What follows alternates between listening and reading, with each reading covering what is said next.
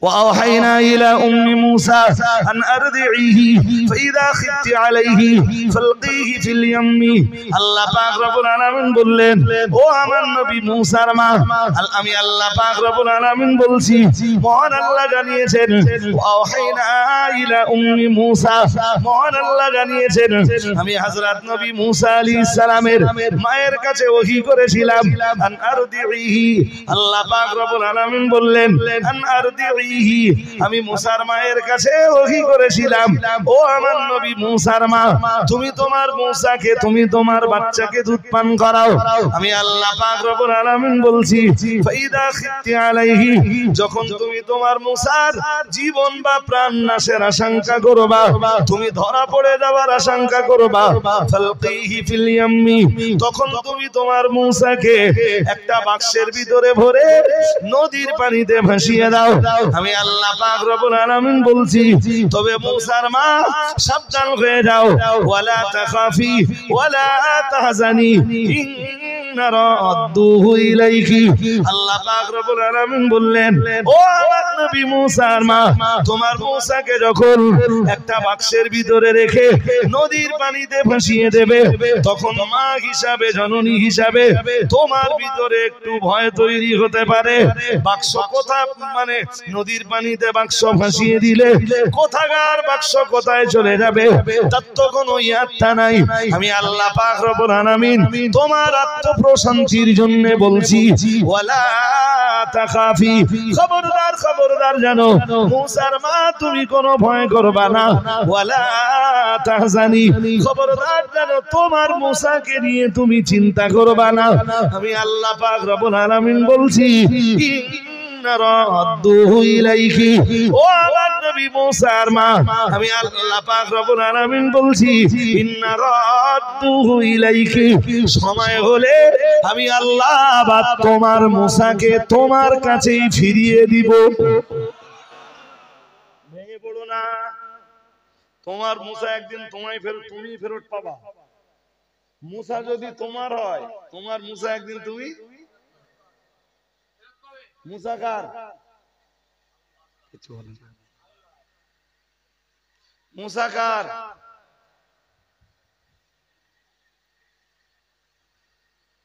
আল্লাহ বললেন ইন্না রাদ্দুহু ইলাইকা তোমার মুসারে তুমি একদিন তোমার মুসা মানে কার মুসা হ্যাঁ মুসার মাকে বলছেন মুসা তোমার মুসা সুতরাং তোমার মুসাকে তুমি একদিন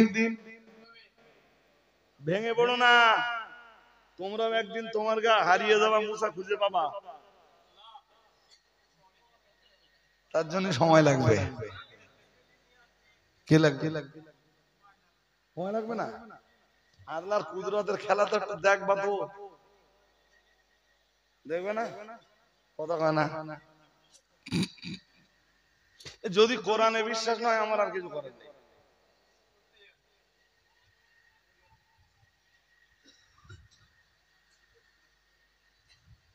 ইন্না রাদ্দুহু ইলাইকি ওয়া জাইলুহু মিনাল মুরসালিন আল্লাহ পাক রব্বুল আলামিন বললেন ও আমার নবী মুসার মা তোমার মুসাকে আমি ফিরিয়ে দেব ওয়া জাইলুহু মিনাল মুরসালিন আর তোমার মুসাকে শুধু তোমার কোলে ফিরিয়ে দেব না আমি আল্লাহ তোমার মুসাকে আমি নবী বানাবো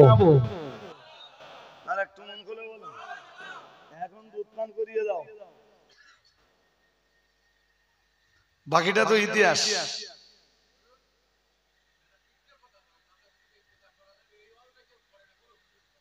একটা তাদের বুঝে না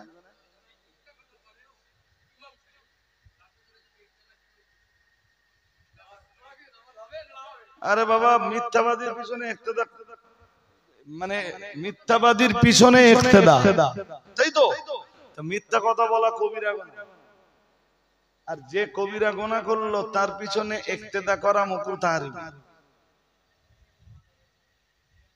এটা শুধু আমার জন্য না নির্দিষ্ট কোন মৌলবীর জন্য না সবার জন্য একই কথা আমি কি বলছি শুনছেন নাকি শুনছেন না যাক যাক কি বোঝাচ্ছিলাম যে সত্যের জয়, আর মিথ্যার হবে হবে না। আল্লাহ যে মুসা আলাইহিস সালামের মায়ের সাথে যে ওয়াদা করেছিলেন, আল্লাহ সে ওয়াদাটা পূর্ণ করলেন। আর একটু মন খুলে জি, যে ইউসুফ নবীর কথা মনে পড়ে, কি মনে পড়ে বলেন তো? ইউসুফ আলাইহিস সালামের ভাইরা এসে কি বলল? ইন্না যাহাবনা নাস্তাবিক ওয়া তারাকনা ইউসুফা ইনদা মাতাইনা ফাআকালাহু যিব ওয়া মা আনতা বিমুমিনিন লানা ওয়ালাউ কুননা সাদিকিন। ইউসুফ আলাইহিস সালামের ভাইরা রাত্রে বেলায় যখন হযরত নবী ইয়াকুব আলাইহিস সালামের কাছে ফিরে এলো, মহান আল্লাহ জানিয়েছেন ওয়াজাউ আবাহুম ইশাই ইয়াবকুন। কাঁদতে কাঁদতে কাঁদতে কাঁদতে তারা হযরত নবী ইয়াকুব আলাইহিস সালামের কাছে তথা তারা তাদের বাবার কাছে ফিরে এলো। সব কটা কাঁদছে, কান্না সত্যি না মিথ্যা? তাহলে এখান থেকে আপনার আরো একটা শিক্ষা নিতে হবে, মিথ্যা কান্নাও আছে। হ্যাঁ না কিছু বলেন, আছে না নেই? মিথ্যা মিথ্যা কান্নাও। এই যে হুজুর স্টেজে ওয়াজ করতে করতে রাত তখন 12টা 12:30 বাজে, ওয়াজ পুরো বন্ধ করতেছে, দে হাওয়া করে কাঁদতেছে। হঠাৎ শ্রোতারা সবাই অবাক, হুজুর ওয়াজ বন্ধ করে দিলে আবার কাঁদতেছে। হুজুর এত কান্দে কেন? হঠাৎ হুজুর কিছু হলো নাকি? হুজুর আপনার কিছু হলো নাকি? আপনি ওয়াজ বন্ধ করে দিয়েছেন, এই শত শত মানুষ আপনার জন্য বসে রয়েছে, হুজুর আপনি ওয়াজ বন্ধ করে দিলেন কেন? হঠাৎ হুজুর বলে ফেললেন, তখনও হুজুর কাঁদছেন, কাঁদতে কাঁদতে বললেন, বাবা আমার রান্নাঘরের চালে আগুন জ্বলছে। কি জ্বলছে বলেন?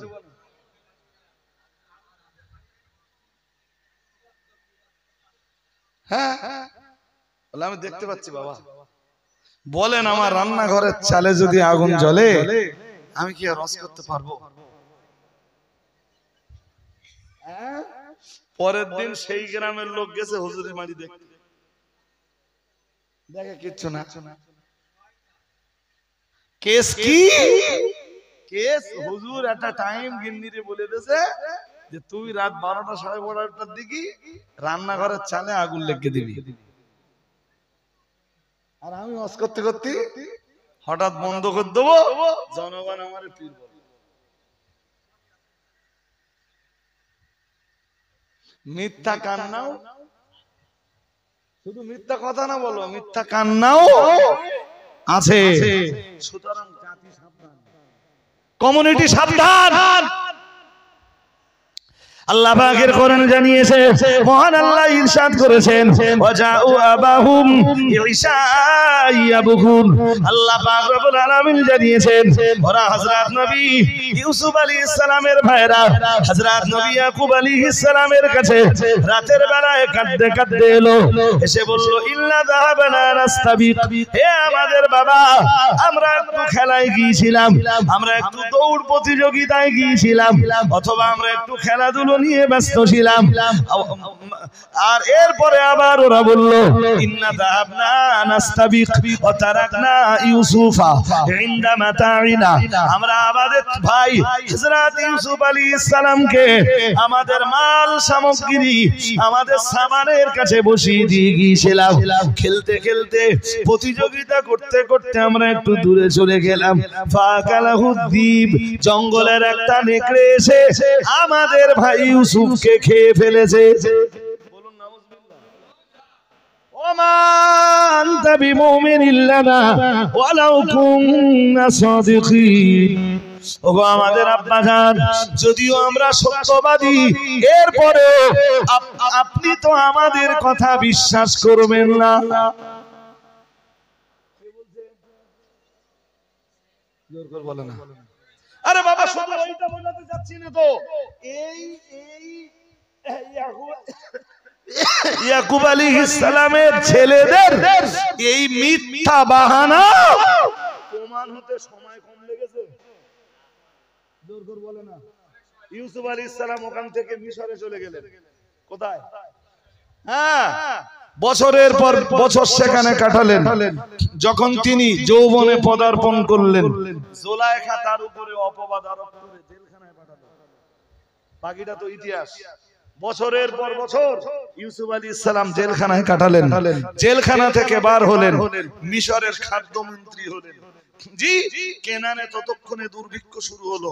তারপরে তো ইউসুফ আলাইহিস সালামের 10টা ভাই মিলে তার আব্বাকে মিথ্যা যে কান্না কেঁদেছিল, সেই কান্না যে মিথ্যা ছিল সেটা প্রমাণ হতে বছরের পর বছর সময় লেগে গেল।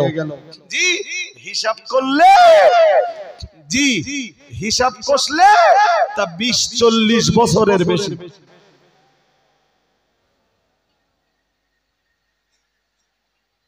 সত্যের জয় হবে, তবে সত্যের জয় হওয়ার জন্য কি লাগবে? সময় লাগবে, ধৈর্য ধরুন, ইনশাআল্লাহ। কথা বলেন।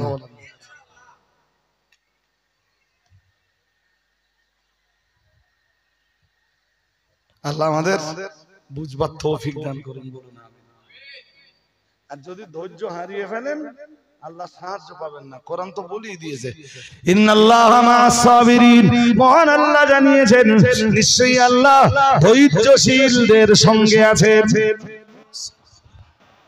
আমার জীবনে আমি যে ধৈর্য ধরেছি, যে ধৈর্য ধারণ করেছি, আপনি কল্পনা করতে পারবেন। এখনো তাই, আজও তাই। এমন সময় গেছে জানেন, আমার রাত্রে 2টো দাও, সকালবেলা ফেরত আসতে 2টো। কি ব্যাপার? হুজুররা আপনার সাথে করবেন। ওই ধৈর্যের ফলে আজকে আল্লাহ কোথায় পৌঁছেতে জানেন?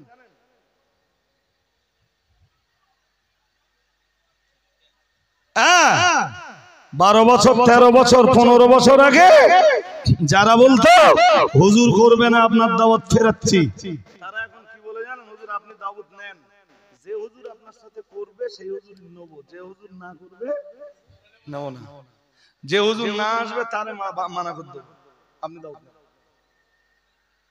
কিসের ফল? ক বছর সময় লেগেছে? কত বছর বলেছি? এই আমাদের অল ইন্ডিয়া সুন্নাতুল জামাতের আমাদের আরেকটু নিম্নসারির বক্তা যারা, আল্লাহ ক্ষমা করুন, আল্লাহ ক্ষমা করুন, নিম্নসারি বলে ফেলেছি, আল্লাহ ক্ষমা করুন। আসলে এই জন্য বলেছি যে আমাদের চাইতে দাওয়াত পত্র যাদের একটু বক্তা ভালো তারা, জি, তো তারা আমার মাঝে মাঝে এই কথাটা বলে ভাই মাঝে মাঝে দাওয়াত ফেরত আসতে, ধৈর্য ধরো। আজকে যারা দাওয়াত ফেরত দিচ্ছে, কালকে ওই হুজুরির ফেরত দিতে তোমার খবর নেব। আজকে তোমার নামে ওরাই মিথ্যা বলছে, তো মিথ্যা বলে তোমার দাওয়াত ফিরিয়ে দিচ্ছে। একদিন ওদের কাছেই তোমার অস্তিত্ব, মানে তোমার অস্তিত্ব, তোমার গ্রহণযোগ্যতা একদিন ওদের কাছে বাড়বে, আর ওই হুজুর একদিন, জি, ওদের কাছেই নিজের অস্তিত্ব। কি অন্যদিকে মন যাচ্ছে কেন? আমার দিকে দেখেন। ওই হুজুর একদিন ওদের কাছে অস্তিত্ব হারাবে। ঠিক তাই হচ্ছে। জি, আমি তো ছেলে মানুষ, আর আমার তো কোনো লেজ টেজ কিচ্ছু নেই। আপনি ভাবতে পারেন যে যাদের লেজ আছে আমার জন্য তাদেরকে মানা করে দিচ্ছে যে হুজুর আপনার আসতে হবে না। আমরা রজব আলী সাহেবকে নিয়ে জলসা চালিয়ে নেব, খুব বেশি হলে আমার বললো হুজুর হয় গাড়িতে একটা বক্তা নিয়ে আসেন। কি হলো? বুঝ দিছেন কি হলো? ও তার ঘোরানোর দরকার আছে? আমি কি ভাবতেছেন যে আমি রাত 1টা বাজে? একদম পসিবল নয়, একদম পসিবল নয়। আবার আসবো সিঙ্গারাটি মানুষদের কাছে। শুনুন, আপনাদেরকে আমরা ভালোবাসি, যখন ডাকবেন ইনশাআল্লাহ আসবো, ইনশাআল্লাহ বলুন। কিন্তু একদিনে সব শুনে ফেলবো এটা ভাবলে হবে না। জি, সালামটা পড়ে নেব, পড়ে নে আর একটুখানি কথা বলবো, একটুখানি বাকি আছে, ওইটুকুন ছাড়িয়ে দেবো, দিয়ে দোয়া করবো। উঠে দাঁড়ান হাজারিন। আমি শুরু করেছিলাম হযরত আবু হুরায়রার একটা হাদিস দিয়ে, এবং যে হাদিসটার টোটাল উপদেশ 5টা। কি বলেন?